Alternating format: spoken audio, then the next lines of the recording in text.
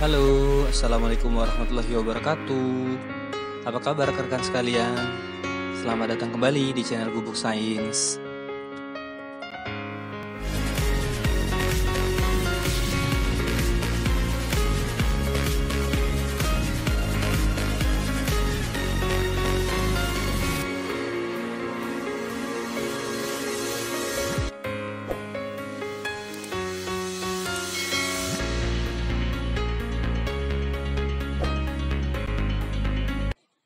Ya, halo rekan-rekan sekalian. Terima kasih ya sudah mampir kembali ke channel Gubuk Sains. Beberapa waktu ini memang channel Gubuk Sains tidak ngupload video. Mohon maaf karena masih ada kendala teknis. Tapi ini mudah-mudahan ke depan nanti akan rutin menampilkan video lagi. Tetap stay tune ya. Semoga rekan-rekan di sekalian diberi kesehatan, perlindungan, keselamatan, dan juga terus mengasah diri ya. Sambil menunggu nanti jadwal SKB keluar. Kemudian ini adalah materi baru ya, yaitu perencana lingkungan hidup dan kehutanan. Jadi bagi teman-teman yang mengambil formasi di bidang perencanaan LHK ini bisa menjadi gambaran nanti. Untuk referensi dan sumber juga seperti biasa dicantumkan di deskripsi. Silakan teman-teman untuk mengembangkan lebih luas lagi. Oke, kita lanjut ya. Nomor 1, hal-hal yang membedakan antara jabatan struktural dengan jabatan fungsional adalah seperti berikut, kecuali A. Status ASN, B. Kenaikan pangkat, C. Pihak yang mengurus kenaikan pangkat, D. Penugasan, atau E. Pendidikan kilat atau diklat. Maka jawabannya adalah A. Pembahasannya, pada opsi A adalah sama-sama berstatus sebagai ASN. Perbedaannya antara jabatan struktural dan fungsional adalah yaitu 1. Kenaikan pangkat, 2. Pihak yang mengurus kenaikan pangkat, 3. Penugasan, 4. Hasil dari penugasan, dan 5 adalah pendidikan kilat atau diklat. Nomor 2, unsur utama yang dinilai sebagai jabatan fungsional perencana adalah A. Mendidik dan mengajar, B. Mengembangkan profesi dan mengikuti seminar, C. Pendidikan dan pengembangan profesi, D. Kegiatan perencanaan dan menjadi tim penilai, atau E. Menjadi anggota delegasi dan memperoleh gelar kesarjanaan lainnya.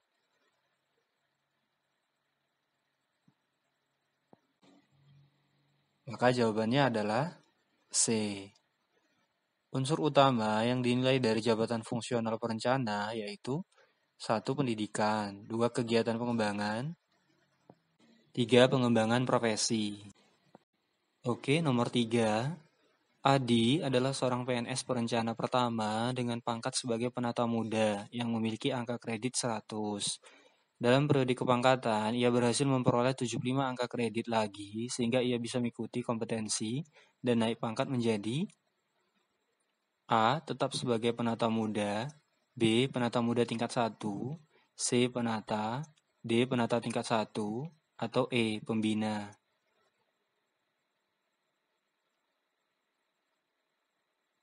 Maka jawabannya adalah B. Ya, pada pembahasan, jenjang perencana itu ada 4. Yaitu jenjang perencana pertama, pada pangkat penata muda, angka kreditnya 100, kemudian penata muda tingkat 1, angka kreditnya 150. Kemudian jenjang perencana muda, di situ ada 2 pangkatnya juga, yaitu penata, angka kreditnya 200, penata tingkat 1, angka kreditnya 300. Kemudian jenjang perencana madya, itu ada 3, pembina, angka kredit 400, kemudian pembina tingkat 1, angka kredit 550, kemudian ketiga, pembina utama muda, angka kredit 700.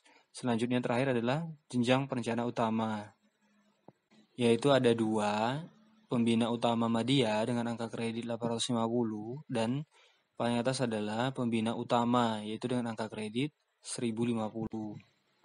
Nomor 4, jabatan perencana memiliki tunjangan jabatan fungsional. Tunjangan tersebut tertuang dalam A. Kepmenpan nomor 16 tahun 2001, B. Peraturan Presiden nomor 11 tahun 2017, C. Keputusan Bersama nomor 11 tahun 2001, D. Peraturan Presiden nomor 30 tahun 2006, atau E. Peraturan Presiden nomor 44 tahun 2007.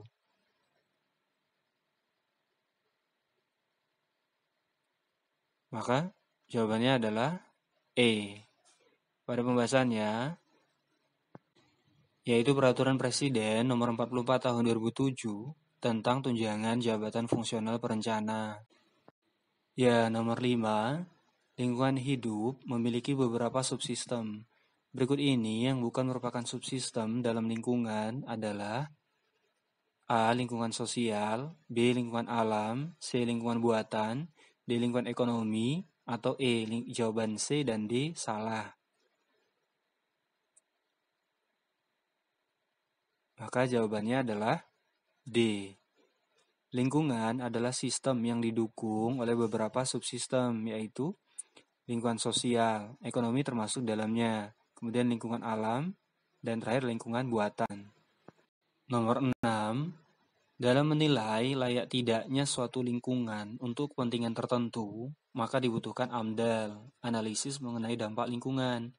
Berikut ini pernyataan yang tepat berkaitan dengan AMDAL adalah A. AMDAL sangat berperan dalam meningkatkan ekonomi dan pembangunan.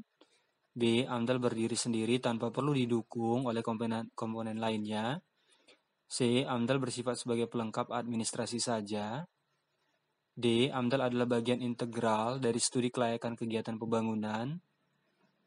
Atau E. AMDAL memiliki tingkat yang sama dengan kajian lingkungan strategis atau Strategic Environmental Assessment atau SEA.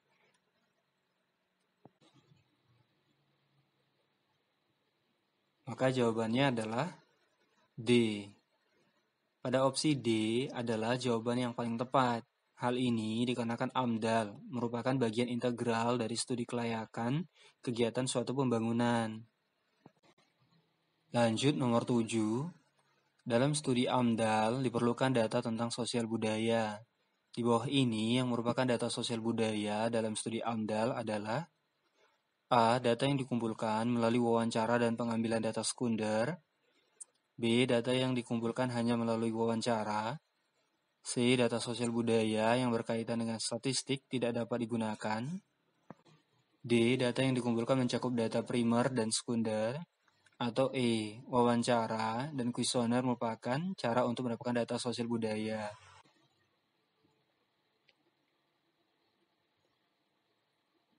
Maka jawabannya adalah A. Dalam mengumpulkan data sosial budaya, maka yang diperlukan adalah mengumpulkan data tersebut melalui wawancara dan pengambilan data sekunder. Nomor 8, pengelolaan lingkungan hidup yang menjadi dasar atau acuan dalam merencanakan kegiatan.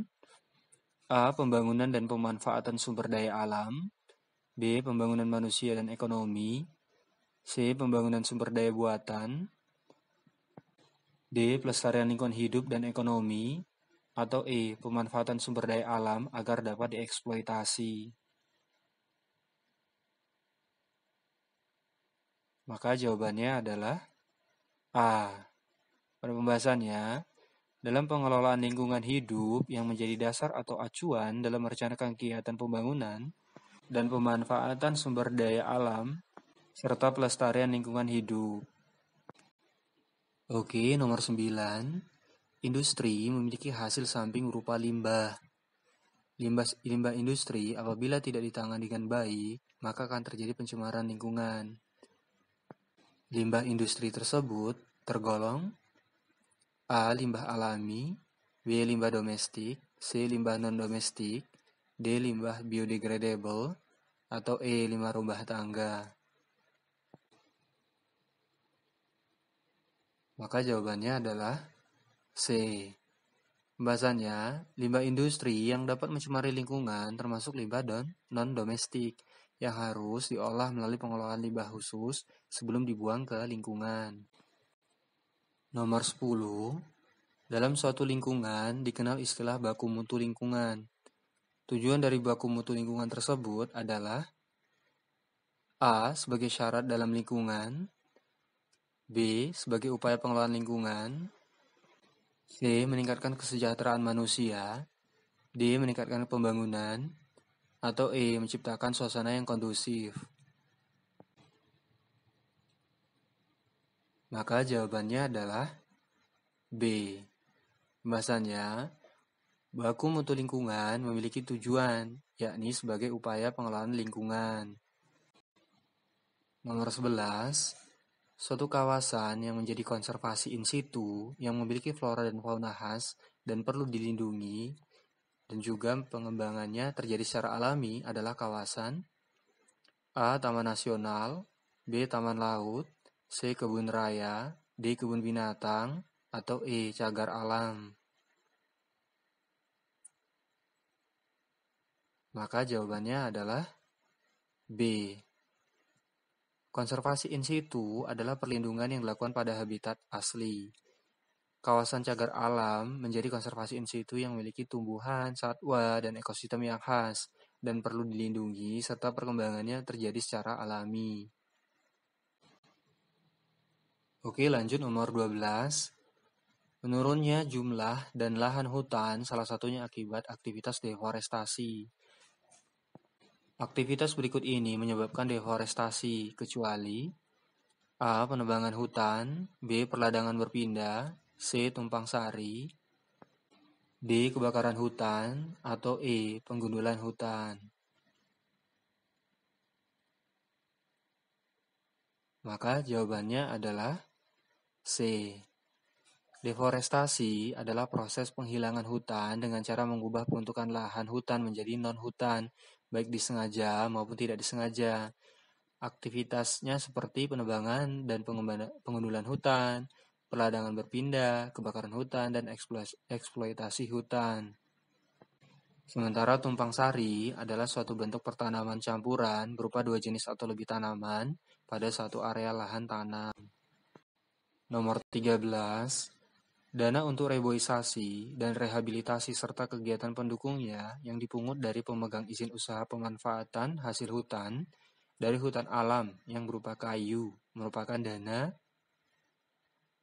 A. Dana tugas pembantuan, B. Dana dekonsentrasi, C. Dana reboisasi, D. Dana alokasi khusus, atau E. Dana kemitraan. Maka jawabannya adalah C. Dana reboisasi adalah dana untuk reboisasi dan rehabilitasi serta kegiatan pendukungnya yang dipungut dari pemegang izin usaha pemanfaatan hasil hutan dari hutan alam yang berupa kayu. Lanjut nomor 14.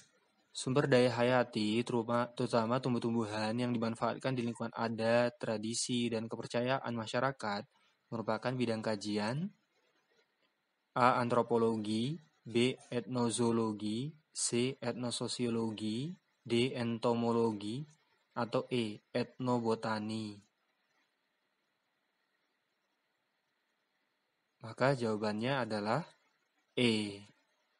Etnobotani adalah bidang kajian yang memanfaatkan sumber daya hayati, khususnya tumbuh-tumbuhan, menurut tradisi, adat, dan kepercayaan masyarakat.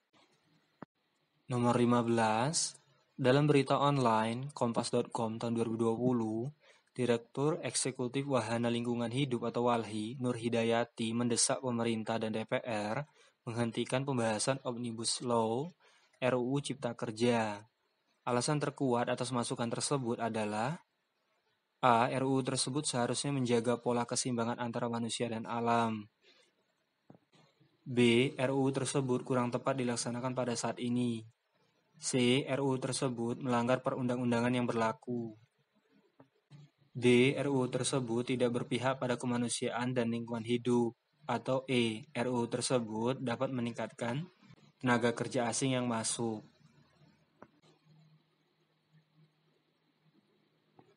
Maka jawabannya adalah D.